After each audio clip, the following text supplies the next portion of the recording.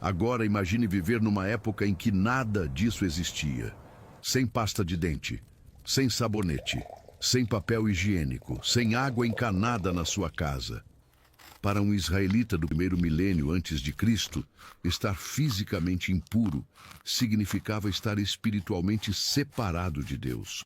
Você não podia entrar no tabernáculo impuro, não podia participar das festas sagradas, não podia oferecer sacrifícios. A impureza não era pecado, isso é um mal entendido comum, mas era uma condição que exigia purificação antes que a pessoa pudesse se reconectar com o sagrado. Isso criava uma motivação que nenhuma campanha de saúde pública moderna consegue replicar. Você não lavava as mãos porque o governo mandou, não tomava banho porque o médico recomendou. Você se purificava porque a sua relação com o Criador do universo dependia disso. A higiene era um ato de adoração, e essa conexão entre o físico e o espiritual se manifestava nos detalhes mais surpreendentes do cotidiano. Vamos falar sobre os dentes, por exemplo. Não existia escova de dentes na Palestina do primeiro século. Não existia pasta de dentes. Não existia fio dental. Então, o que as pessoas faziam?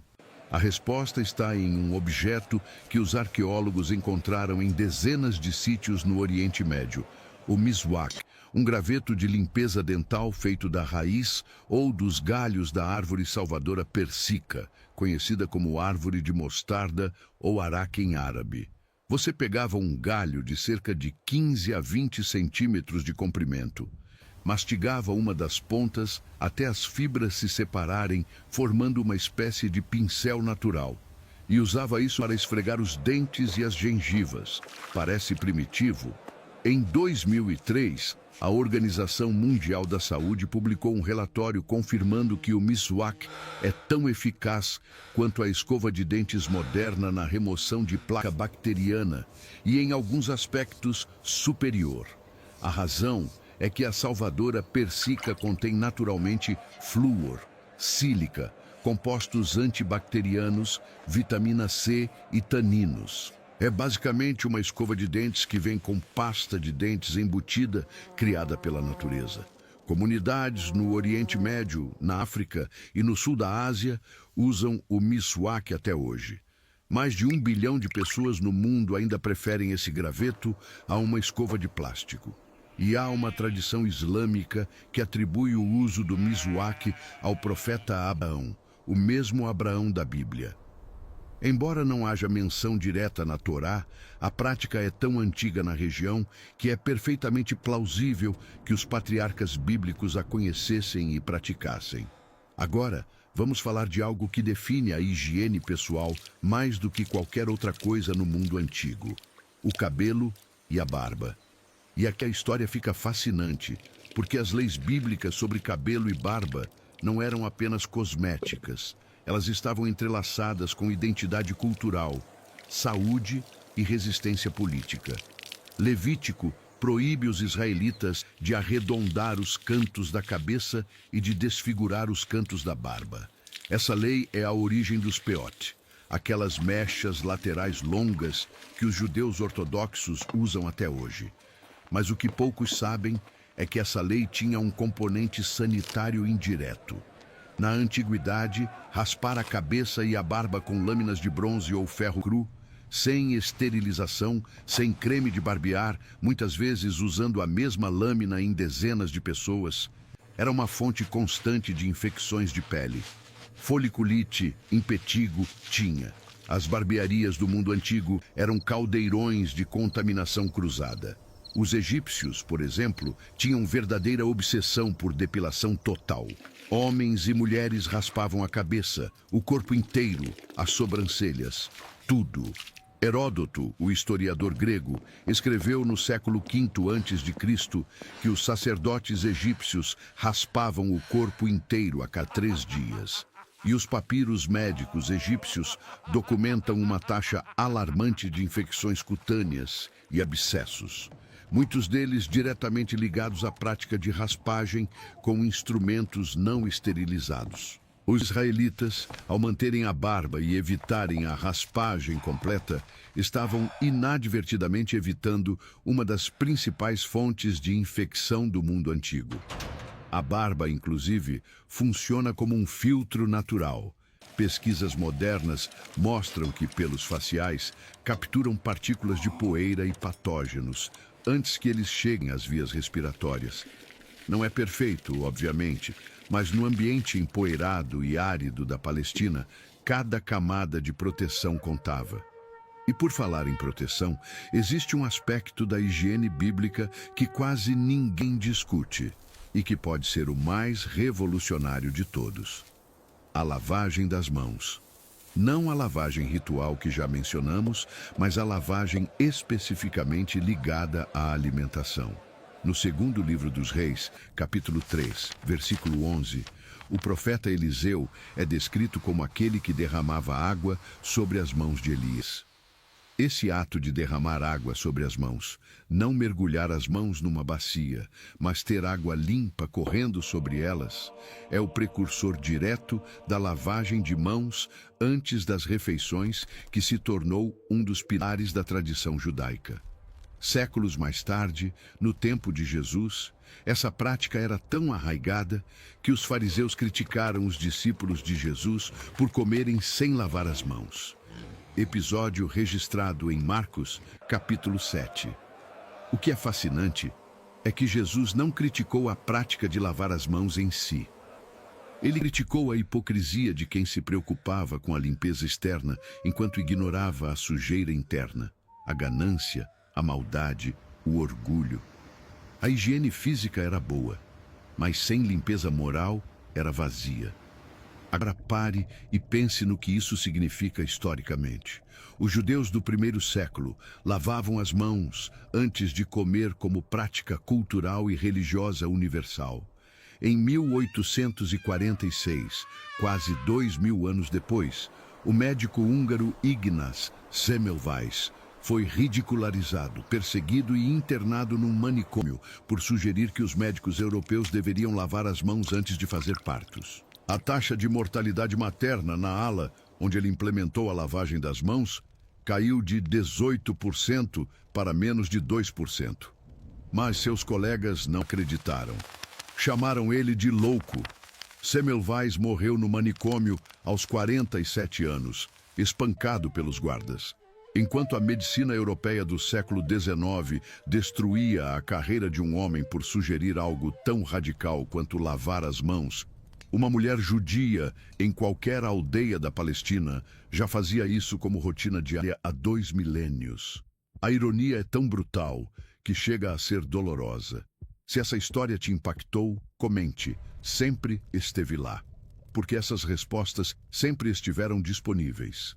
O mundo é que demorou para ouvir. Mas a higiene bíblica ia muito além do corpo humano. Uma das áreas mais sofisticadas e menos conhecidas das leis sanitárias da Torá é a higiene alimentar. E aqui nós entramos num território que gera debate até hoje. As leis de Kashrut, o código alimentar judaico descrito em Levítico 11 e Deuteronômio 14.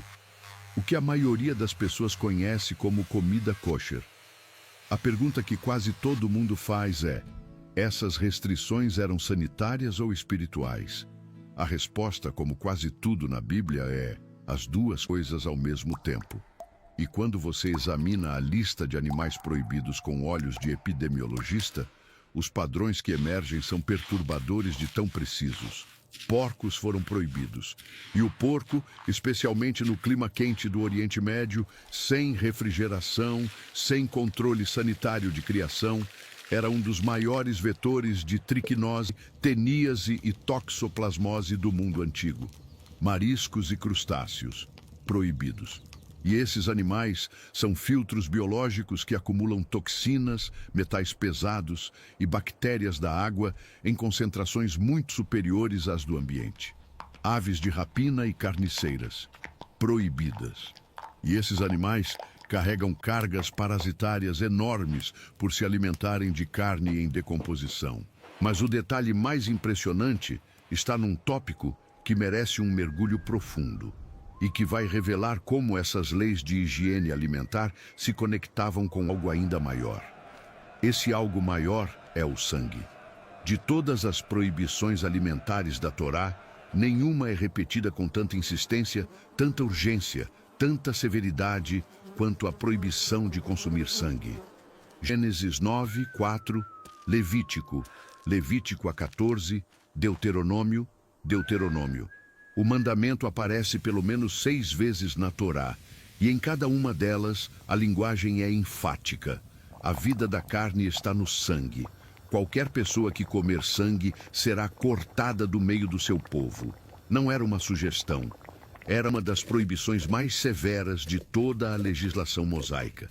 E o que torna isso tão fascinante, do ponto de vista sanitário, é o seguinte: o sangue é o meio de transporte número 1 de patógenos no corpo de qualquer animal.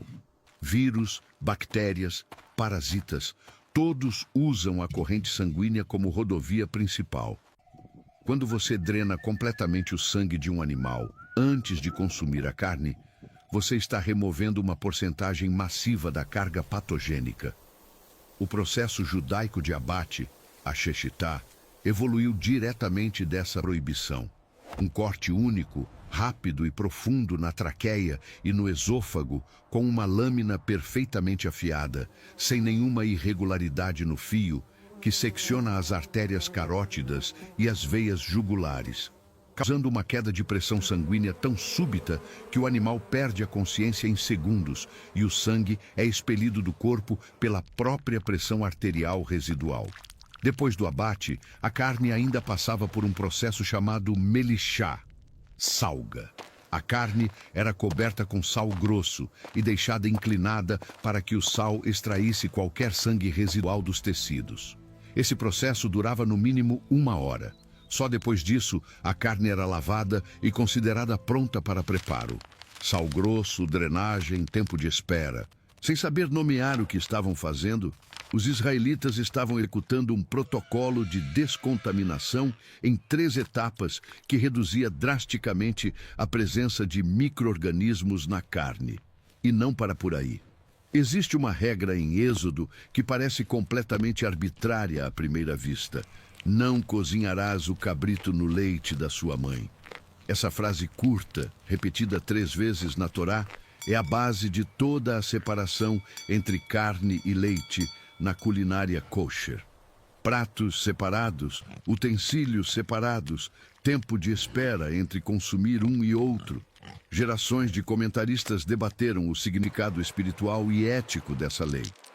Mas existe um ângulo que raramente é discutido: o ângulo microbiológico.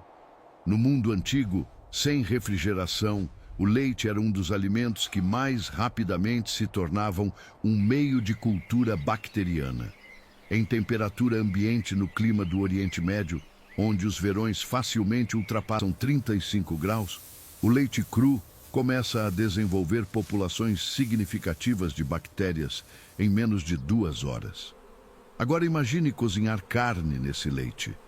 A proteína da carne oferece nutrientes adicionais para o crescimento bacteriano. A gordura do leite encapsula bactérias, protegendo-as parcialmente do calor.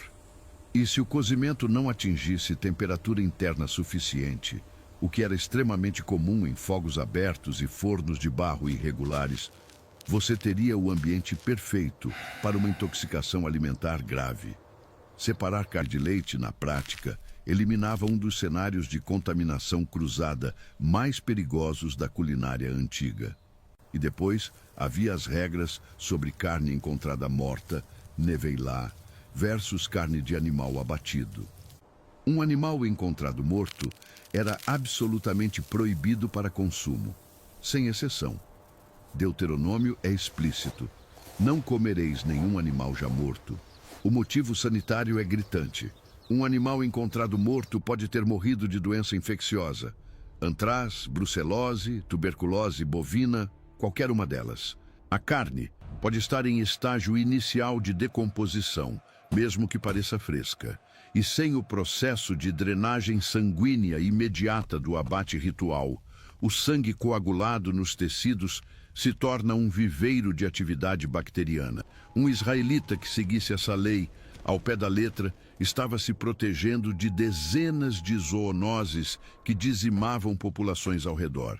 Mas talvez o aspecto mais surpreendente da higiene alimentar bíblica não esteja em nenhuma dessas proibições individuais. Esteja no princípio que as conecta. Quando você mapeia todos os animais proibidos em Levítico 11, um padrão emerge com clareza científica. Os animais permitidos são, quase sem exceção, herbívoros ruminantes de casco fendido. Bois, ovelhas, cabras, cervos. São animais que comem plantas, processam o alimento através de múltiplas câmaras estomacais, onde bactérias simbióticas decompõem celulose e produzem uma carne com carga parasitária significativamente menor do que carnívoros ou onívoros. Animais que comem outros animais, ou que comem qualquer coisa como o porco, acumulam parasitas de toda a cadeia alimentar abaixo deles. É o princípio da bioacumulação, descrito pela ecologia moderna no século XX, mas operando silenciosamente nas leis de Moisés 3.500 anos antes. E falando em ecologia, existe uma dimensão da higiene bíblica que transcende completamente o corpo humano e entra no território da saúde ambiental. Poucas pessoas sabem, mas a Torá continha leis ambientais sofisticadas que regulavam a relação do povo com a terra e que tinham consequências diretas para a higiene e a saúde pública. A mais impressionante é a lei do ano sabático, Shemitah, descrita em Levítico 25. A cada 7 anos a terra de Israel deveria descansar. Nenhuma semeadura, nenhuma poda, nenhuma colheita organizada. A terra ficava em repouso absoluto. E a cada 49 anos, no 50º ano, o jubileu, o ciclo se reiniciava completamente. Agora, qualquer engenheiro agrônomo moderno lê isso e reconhece imediatamente o princípio do pousio, a prática de deixar a terra descansar para que o solo recupere nutrientes, especialmente nitrogênio. A agricultura intensiva sem descanso esgota o solo, reduz a produtividade e, o que é crucial para a nossa discussão, aumenta a vulnerabilidade das plantações a pragas e doenças fúngicas. Solo exaurido produz alimentos mais fracos, com menor valor nutricional e maior suscetibilidade à contaminação. O que a ciência agronômica formalizou no século XIX, com a rotação de culturas e o manejo do solo, a Torá prescrevia como lei divina na Idade do Bronze. E há outro detalhe que quase ninguém menciona. Deuteronômio proíbe cortar árvores frutíferas durante o cerco a uma cidade inimiga. Quando sitiares uma cidade por muitos dias, não destruirás as suas árvores a golpes de machado. No mundo antigo, a tática padrão de cerco era a devastação total. Queimar campos, cortar árvores, salgar a terra para que nada crescesse por gerações. Os assírios faziam isso sistematicamente. Os romanos fizeram isso com Cartago. Mas a lei israelita proibia expressamente essa prática de terra arrasada. A razão declarada no texto é pragmática. Porventura, a árvore do campo é homem, para que seja sitiada por ti? Mas o efeito sanitário é profundo. O desmatamento em larga escala destrói o sistema de raízes e estabiliza o solo, levando à erosão. A erosão contamina fontes de água com sedimentos. A perda de cobertura vegetal altera o microclima, aumentando temperaturas e reduzindo umidade. E a destruição de árvores frutíferas elimina uma fonte crucial de vitaminas e antioxidantes, componentes essenciais para um sistema imunológico funcional. Uma população sem acesso a frutas é uma população com escorbuto, com deficiência de vitamina A, com imunidade comprometida. A lei que protegia as árvores, em última análise, protegia a saúde das gerações futuras. E essa visão de longo prazo, de saúde que não é apenas individual, mas comunitária e intergeracional, é talvez o que mais distingue o sistema bíblico de todos os outros sistemas de higiene do mundo antigo. Os egípcios tinham higiene sofisticada, mas era focada nas elites, nos faraós, nos sacerdotes, na nobreza. Os trabalhadores que construíram as pirâmides viviam em condições sanitárias precárias.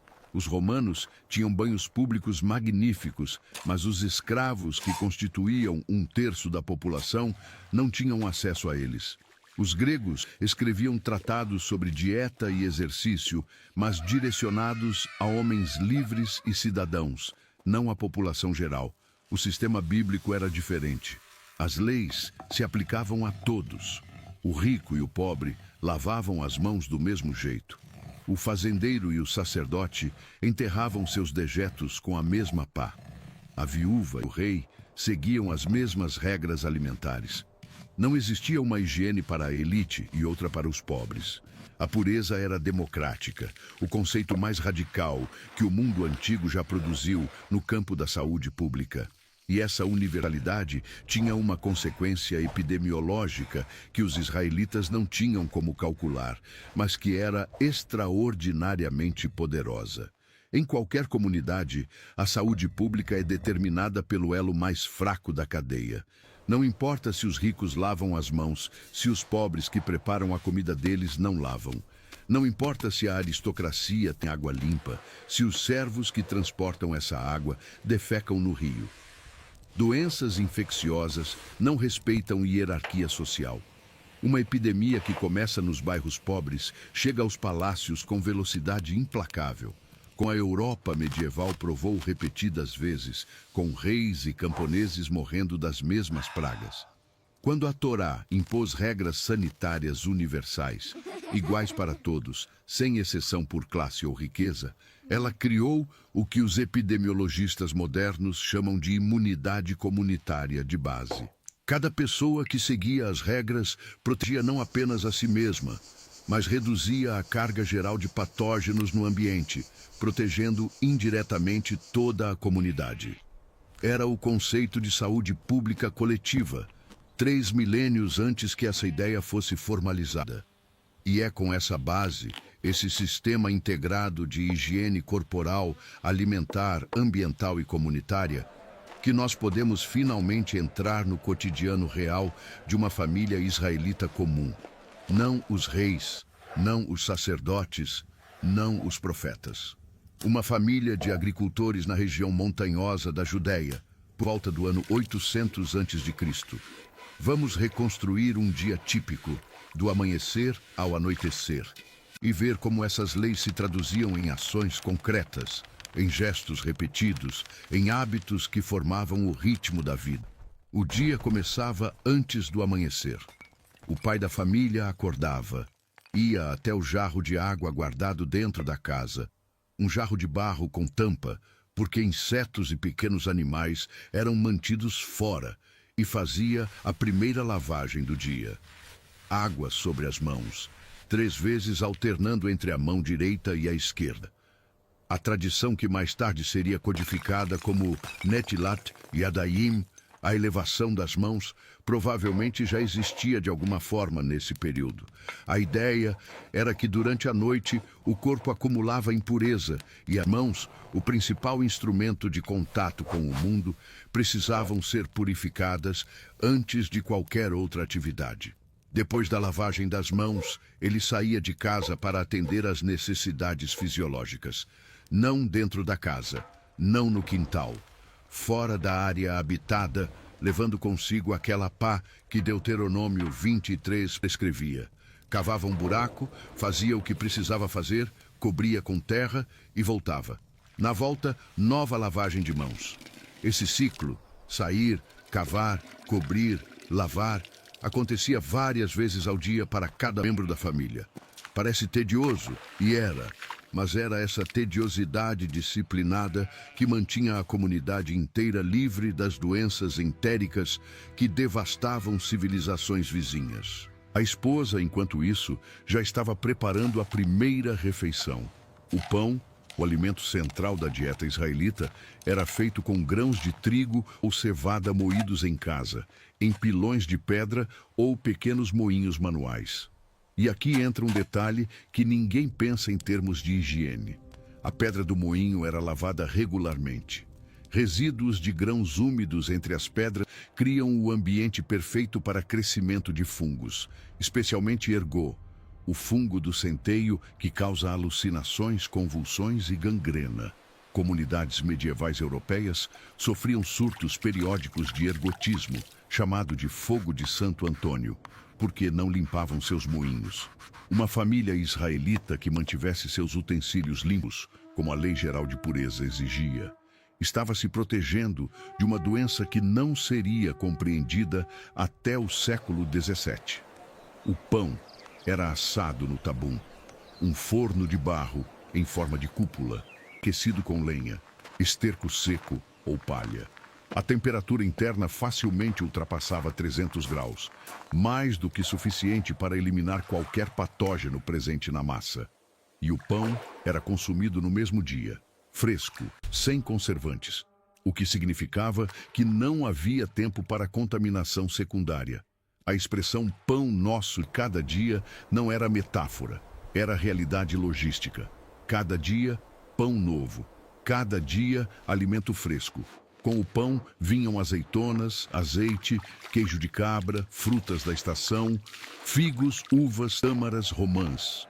Uma dieta que qualquer nutricionista moderno reconheceria como modelo de alimentação mediterrânea saudável. Rica em gorduras insaturadas do azeite, em fibras das frutas, em probióticos naturais do queijo fermentado, em antioxidantes da romã. Sem açúcar refinado, sem farinhas processadas, sem conservantes químicos. Não porque escolheram ser saudáveis, mas porque essas eram as únicas opções disponíveis. E as leis de Kashrut eliminavam justamente os alimentos mais perigosos do cardápio. E quando a refeição terminava, os utensílios eram limpos. Não jogados de lado para lavar depois. Limpos.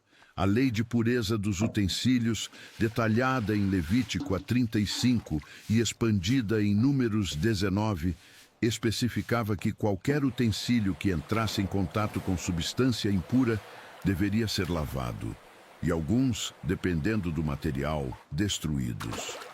Utensílios de barro que absorvessem contaminação não podiam ser simplesmente lavados, precisavam ser quebrados. Essa regra parece excessiva até você entender que a cerâmica porosa do mundo antigo realmente absorvia líquidos, gorduras e bactérias em seus poros microscópicos e que uma lavagem superficial não eliminava a contaminação incrustada. A solução bíblica, destruir o vaso, era a única forma segura de eliminar a ameaça. Utensílios de metal, por outro lado, podiam ser purificados pelo fogo.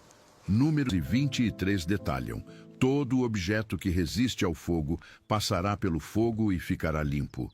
Ouro, prata, bronze, ferro, estanho, chumbo.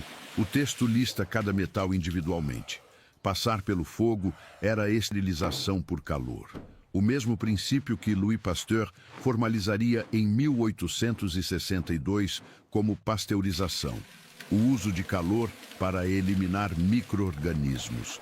3.300 anos de distância, a mesma ideia fundamental. E assim transcorria o dia. Cada atividade pontuada por gestos de limpeza. Cada transição, do trabalho para a refeição, do campo para a casa, do contato com animais para o contato com pessoas, marcada por alguma forma de purificação. Era exaustivo? Provavelmente. Era inconveniente? Certamente. Mas funcionava.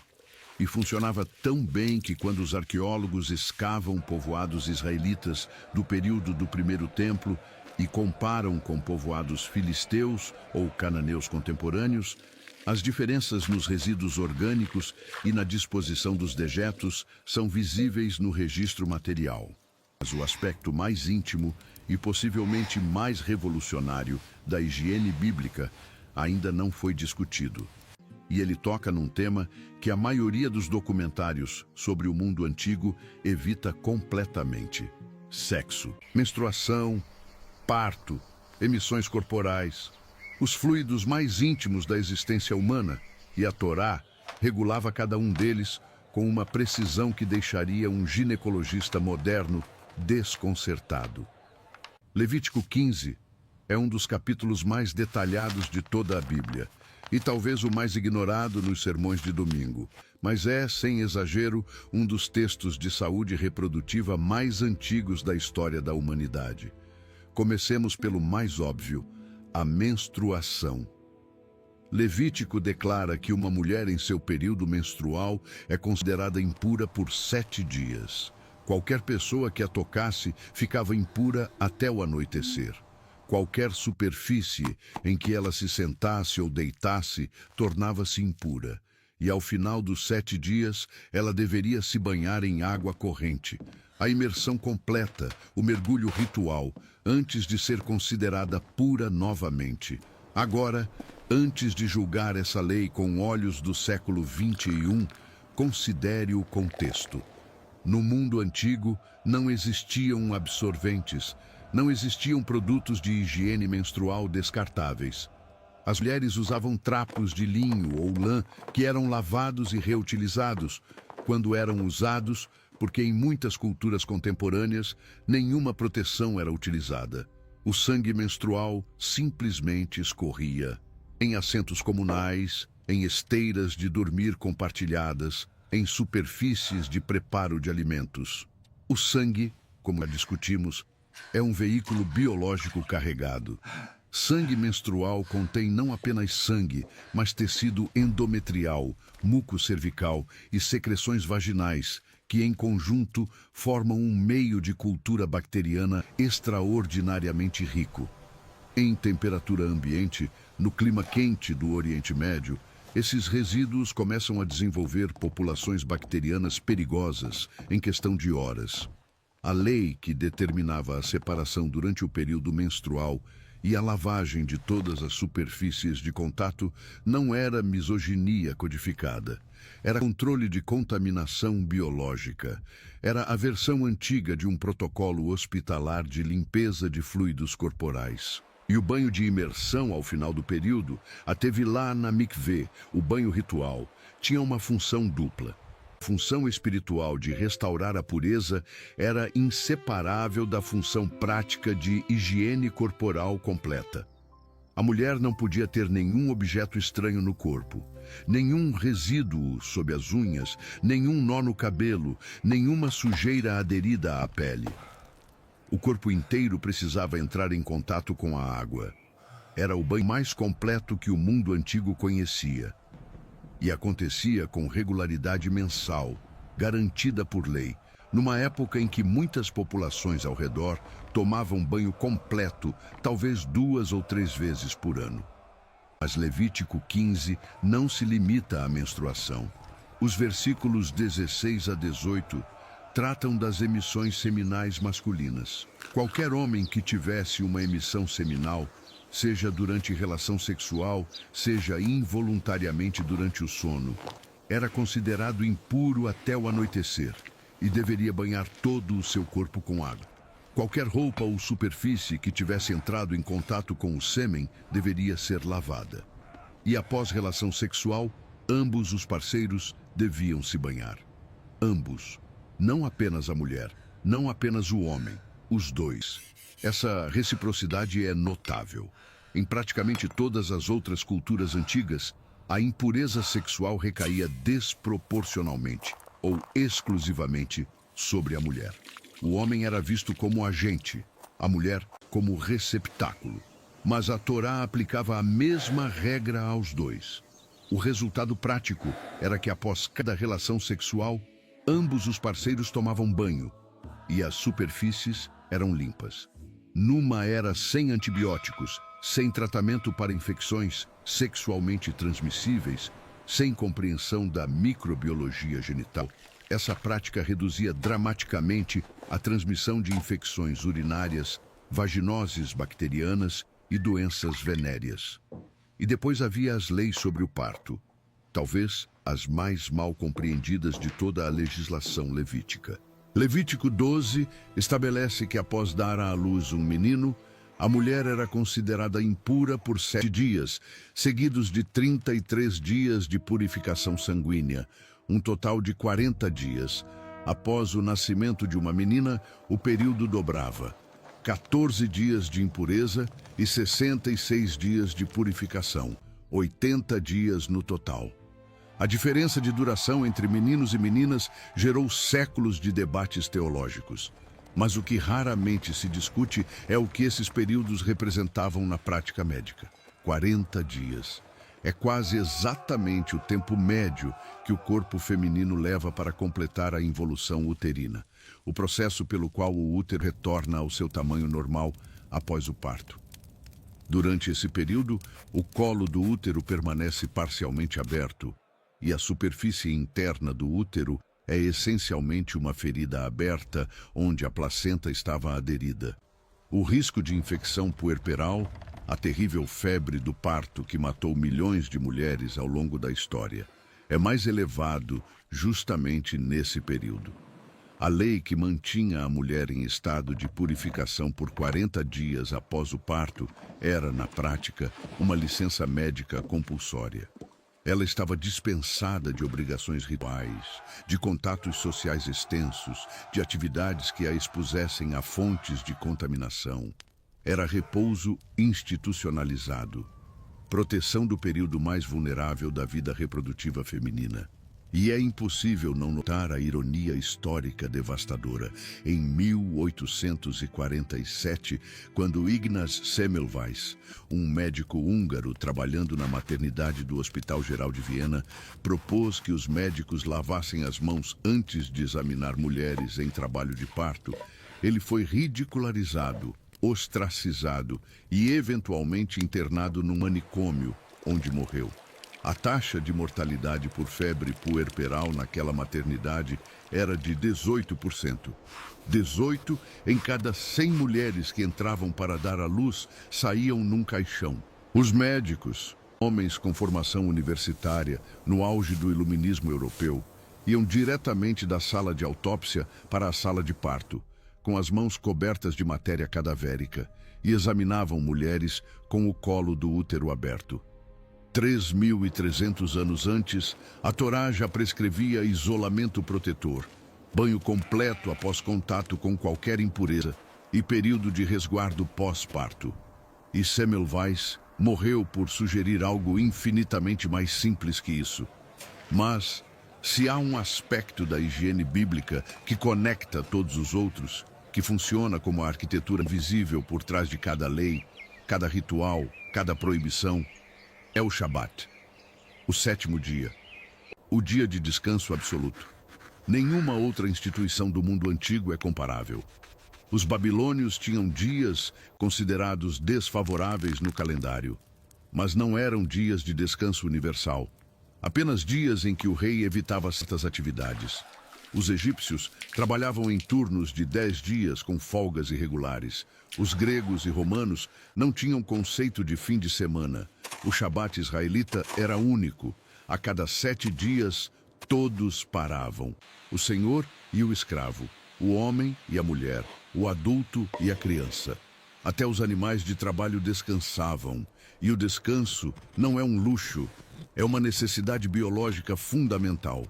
A privação crônica de descanso, algo endêmico em toda a sociedade agrícola antiga, suprime o sistema imunológico, aumenta os hormônios do estresse, prejudica a cicatrização, reduz a capacidade cognitiva e torna o corpo dramaticamente mais vulnerável a infecções.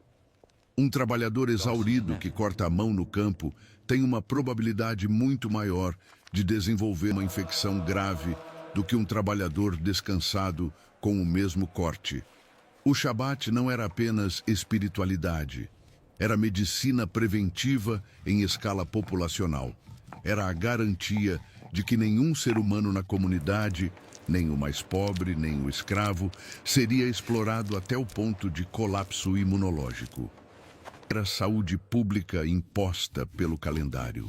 E quando você soma tudo, quando você coloca lado a lado a lavagem de mãos, o isolamento de doentes, o enterro de dejetos, a drenagem de sangue, as leis alimentares, a separação de carne e leite, o descanso da terra, a proteção das árvores, a higiene sexual, o repouso pós-parto, o Shabat, O que emerge não é uma coleção aleatória de superstições religiosas. É um sistema. Um sistema integrado de saúde pública que opera em múltiplas escalas simultaneamente.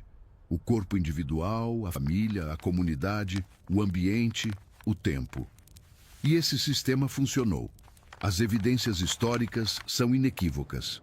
Durante a peste negra do século XIV, a pandemia mais devastadora da história da humanidade, que matou entre 1/3 e metade de toda a população da Europa, os bairros judaicos de várias cidades europeias apresentaram taxas de mortalidade significativamente menores que os bairros vizinhos.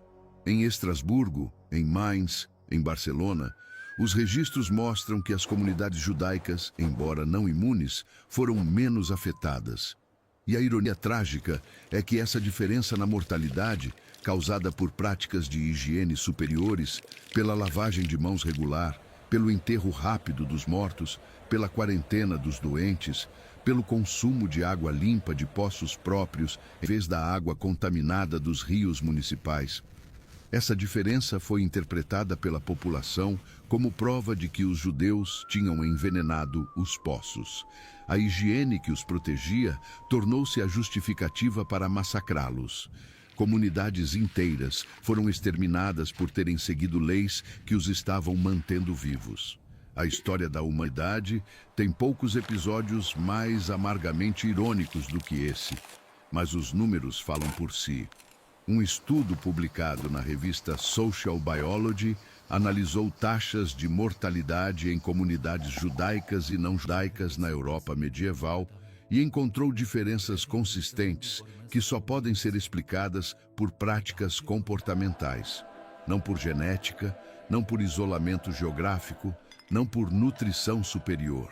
Práticas, hábitos, rotinas, exatamente as rotinas prescritas em Levítico, Números e Deuteronômio, transmitidas de geração em geração por mais de 2000 anos sem interrupção. E aqui chegamos à pergunta que sustentou todo esse vídeo, do primeiro ao último minuto. A pergunta que talvez nunca possa ser respondida com certeza absoluta, mas que não pode ser ignorada.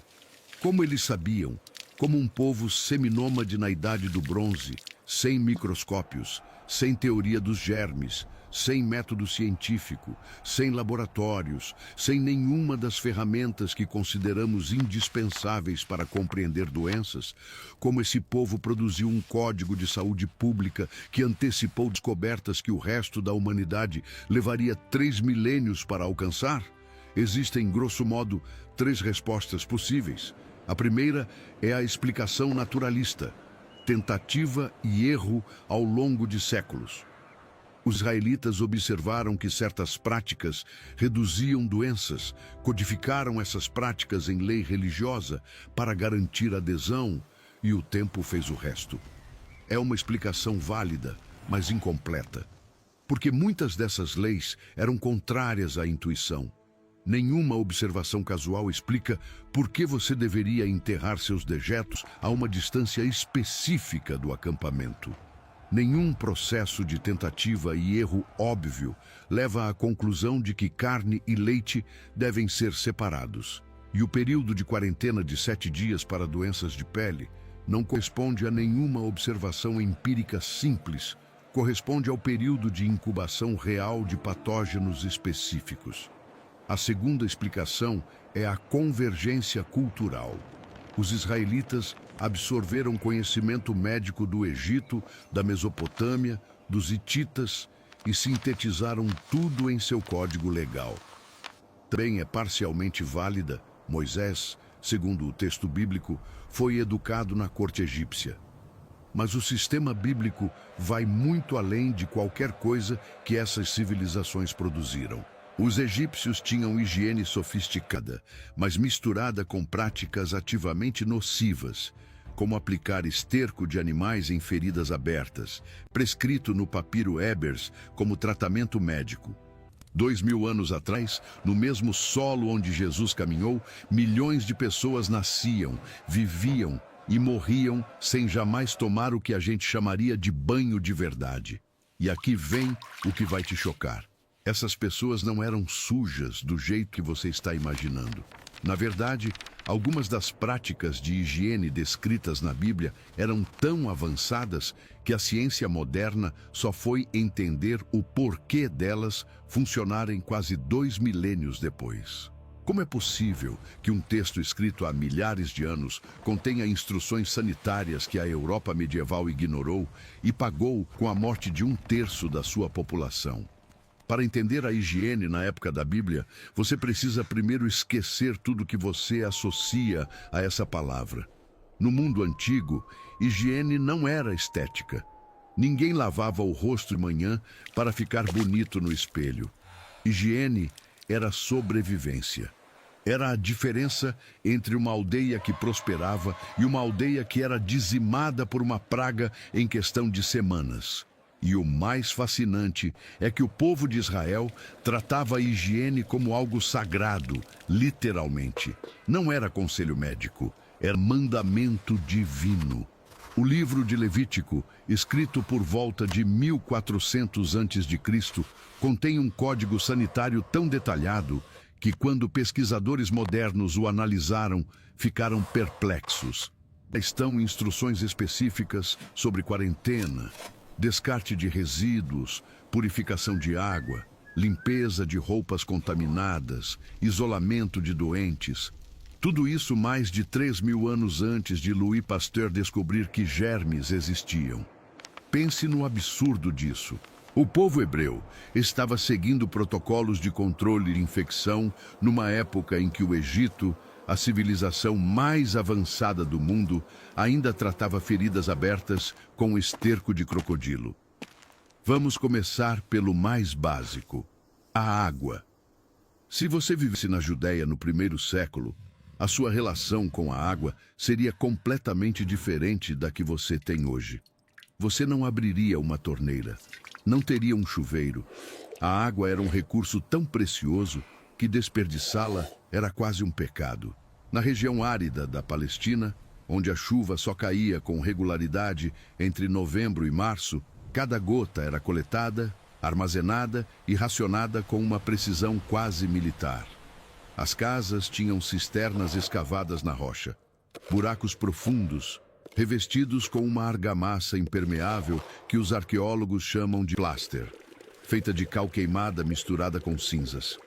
Essas cisternas coletavam a água da chuva que escorria pelos telhados. Uma cisterna doméstica típica armazenava entre 20 e 80 metros cúbicos de água. Parece bastante, mas faça a conta. Uma família de 6 pessoas usando essa água para beber, cozinhar, lavar roupas e se purificar. Num clima onde a temperatura passa fácil dos 35 graus no verão. E você entende porque cada uso era cuidadosamente calculado. E aqui entra o primeiro detalhe genial das leis bíblicas. Levítico faz uma distinção que parece trivial, mas é brilhante. Uma fonte de água corrente é considerada pura, mas qualquer objeto que toque algo impuro e depois caia na água de uma cisterna torna aquela água contaminada. Em outras palavras, o texto bíblico já diferenciava entre água corrente, que se autopurifica pelo fluxo constante, e água parada, que acumula contaminação. Hoje, qualquer engenheiro sanitário confirma: água parada é o ambiente perfeito para a proliferação bacteriana. Mas como os hebreus sabiam disso 3.400 anos atrás? A resposta teológica é direta: revelação divina. Mas independente do que você acredita, o efeito prático era inequívoco. O povo que seguia essas regras adoecia menos, muito menos. Agora vamos ao que ninguém quer pensar, mas que era o maior desafio sanitário de qualquer civilização antiga: o que fazer com os dejetos humanos? Onde você fazia suas necessidades 2.000 anos atrás? E o que acontecia depois? No Império Romano, a resposta era surpreendentemente sofisticada, pelo menos nas cidades grandes. Roma tinha latrinas públicas, bancos de pedra com buracos, posicionados lado a lado, sem nenhuma divisória. Isso mesmo. Você fazia suas necessidades sentado ao lado de completos estranhos, muitas vezes enquanto conversava sobre negócios ou política. A privacidade como conceito simplesmente não existia nesse contexto. Sob os bancos, corria um canal de água constante que levava os dejetos para o sistema de esgoto. A famosa Cloaca Máxima, uma das maiores obras de engenharia da antiguidade, construída originalmente por volta de 600 a.C. Mas aqui está o detalhe que vai mudar a sua percepção. Essa engenharia toda não significava que era higiênico. Estudos arqueológicos recentes, publicados na revista Parasitology em 2016, analisaram sedimentos de latrinas romanas em sítios na Inglaterra, na Itália e no Oriente Médio. O resultado: os romanos tinham mais parasitas intestinais do que as populações que viviam sem esses sistemas. Mais vermes, mais disenterias, mais infecções. Como isso é possível? Porque a água que passava sob os bancos não era limpa, ela recirculava. Os romanos não tratavam o esgoto, apenas moviam ele de lugar. E pior, nas latrinas públicas, todo mundo usava o mesmo instrumento de limpeza pessoal. Era um bastão com uma esponja na ponta chamado tersorium ou chilospongium, uma esponja marinha amarrada a um cabo de madeira. Você usava, enxaguava num balde de vinagre ou água salgada que ficava no chão e colocava de volta para o próximo usar. O próximo, usar. A mesma, esponja. Se você acredita que não acredita que isso era compartilhado, os arqueólogos confirmam: restos desses instrumentos foram encontrados em latrinas por todo o Império. Era o papel higiênico comunitário do mundo romano. E era um vetor perfeito de transmissão de doenças. Agora compare com o que a Torá mandava fazer. Deuteronômio, capítulo 23, versículos 12 e 13, contém uma instrução tão simples que parece ridícula, até você entender o impacto dela. O texto diz, e eu vou citar diretamente: terás um lugar fora do acampamento para onde irás, e entre as tuas armas terás uma pá. E quando te assentares lá fora, cavarás com ela, e voltando-te cobrirás o que defecaste. Leu? Parece primitivo, certo? Sai do acampamento, cava um buraco, faz o que tem que fazer, cobre com terra, sem esgotos sofisticados, sem latrinas de mármore, sem engenharia monumental. Mas essa instrução contém 3 princípios sanitários que salvaram incontáveis vidas. Primeiro, isolamento geográfico. Fazer as necessidades fora do acampamento significava que os dejetos humanos ficavam longe da fonte de água, longe da área de preparo de alimentos e longe de onde as crianças brincavam. Parece óbvio, não é? Mas na maioria das civilizações antigas, as pessoas faziam suas necessidades em qualquer lugar. No quintal, na rua, atrás da casa. Na Europa medieval, 1000 anos depois de Cristo, as pessoas ainda jogavam o conteúdo dos penicos pela janela. Em Londres, no século XIV, os dejetos corriam a céu aberto pelas ruas. O resultado? A peste negra encontrou o ambiente perfeito para se espalhar e matou entre 75 e 200 milhões de pessoas. Segundo princípio, enterramento. Cobrir os dejetos com terra faz 3 coisas que os hebreus não tinham como saber cientificamente, mas que funcionavam perfeitamente. Elimina o contato com moscas, que são o principal vetor de doenças entéricas. Acelera a decomposição pela ação de bactérias do solo e impede que animais entrem em contato com os resíduos e espalhem patógenos. Terceiro princípio, a pá pessoal.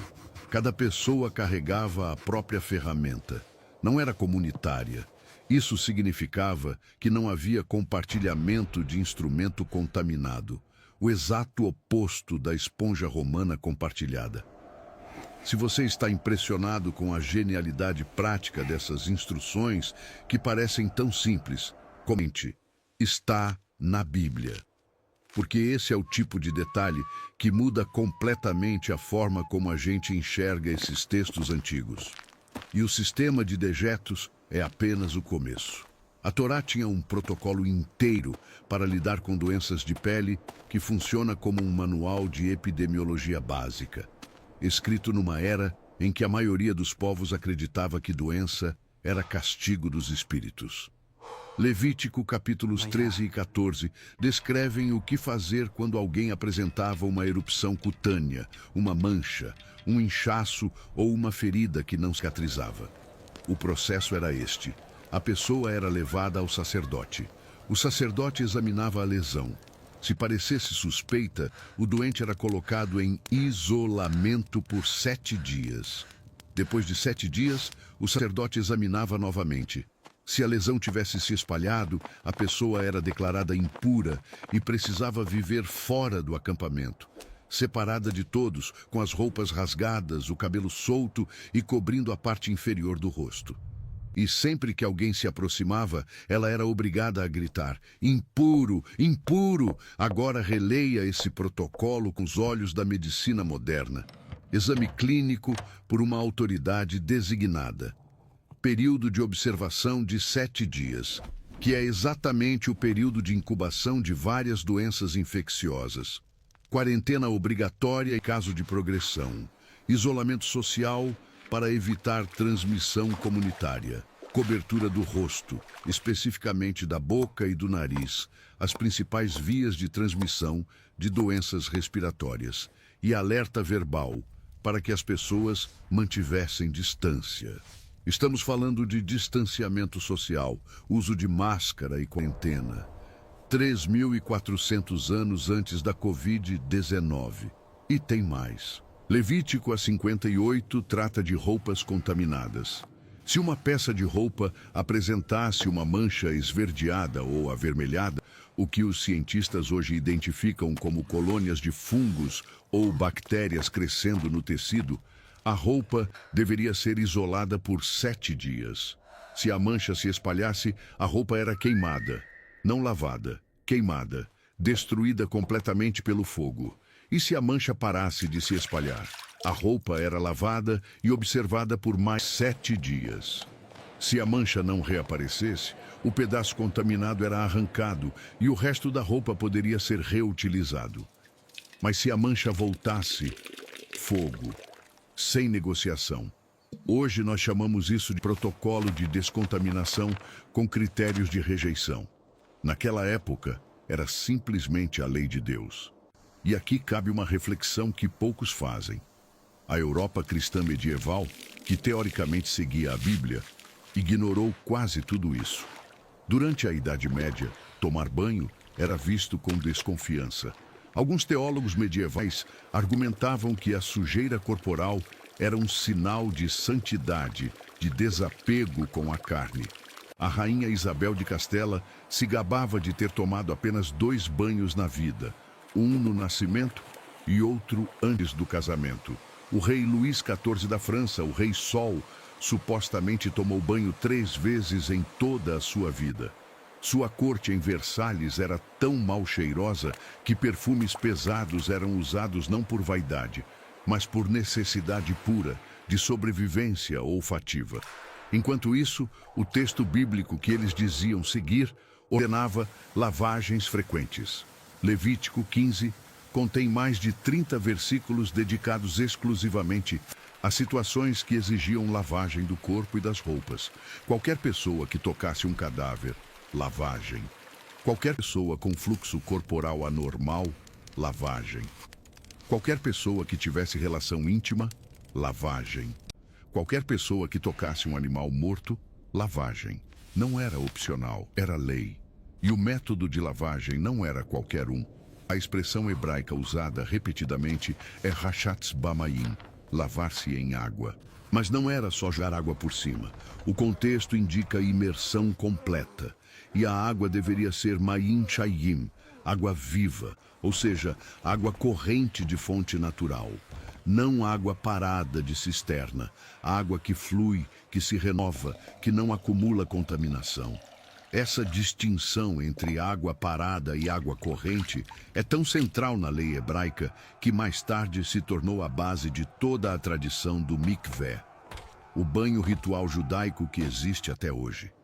Um mikvé precisa conter no mínimo 40 CAs de água, o equivalente a aproximadamente 575 litros, e pelo menos parte dessa água deve vir de fonte natural, chuva, nascente ou rio. Não pode ser água aquecida artificialmente antes de entrar no tanque.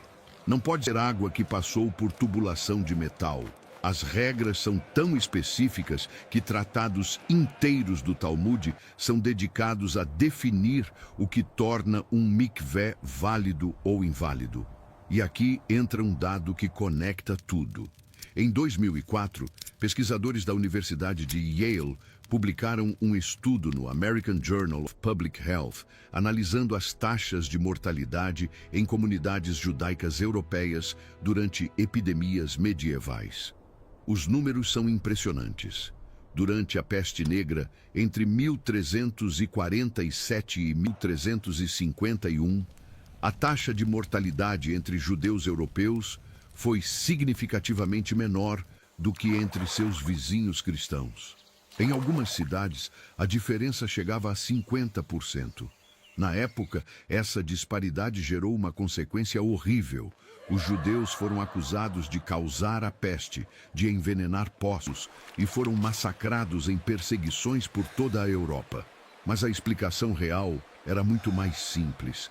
Eles lavavam as mãos, lavavam o corpo, isolavam os doentes, enterravam seus dejetos, seguiam, com variações, o Código Sanitário de Levítico, enquanto o restante da Europa vivia em condições que fariam qualquer inspetor de saúde moderno ter um colapso nervoso.